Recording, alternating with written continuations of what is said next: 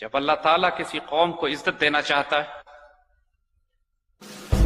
جب کسی گروہ کو، کسی قوم کو، کسی جماعت کو اپنے دست بازو کے طور پر استعمال کرنا چاہتا ہے،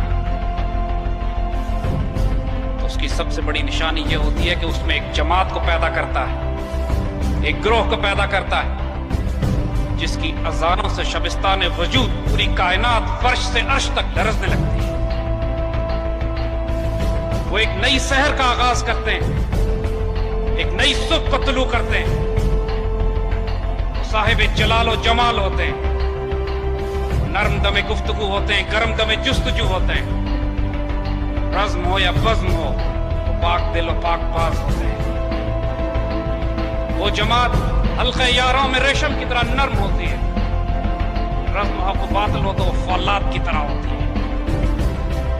اس کی اذان سے شبستان وجود لرزتے، وہ سحر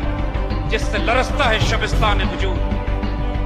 ہوتی ہے بندہ مومن کی اذان سے پیدا۔ اللہ اس جماعت کو تحفے کے طور پر بھیجتا ہے اپنی قوم میں، پھر وہ جماعت ایک فرقان بنا دی جاتی ہے، جو اس کی حمایت کرتا ہے، جو اس کے ساتھ آ جاتا ہے تو وہ جہانوں میں کامیاب کہلاتے ہیں، اللہ کے شیر و دلیر کہلاتے ہیں۔ یہ پرسرار لوگ ہوتے ہیں، پرسرار جماعت ہوتی ہے، دو عالم سے کرتی ہے بیگانہ دل کو۔ عجب چیز ہوتی ہے جن کے لیے لذت آشنائی، اپنے رب سے، اپنے رسول سے جن کا تعلق قائم ہوتا ہے،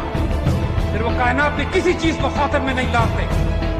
ان کی سیلف ریسپیکٹ، ان کی خودی اتنی مضبوط ہوتی ہے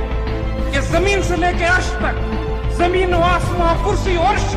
ان کی خودی کی عزت میں ساری خدائی ہوتی ہے۔ وہ تقدیر کے پابند نہیں ہوتے،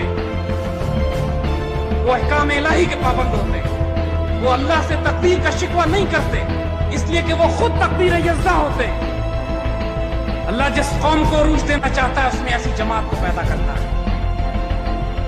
پھر جب اس قوم پر وہ فیصلہ کر دیتا ہے کہ اب دو جہانوں کی قیادت اس قوم کو دی جائے گی، پھر اس قوم کی اکثریت اس جماعت کو، اس دعوت کو قبول کر لے گی۔ Do your duty and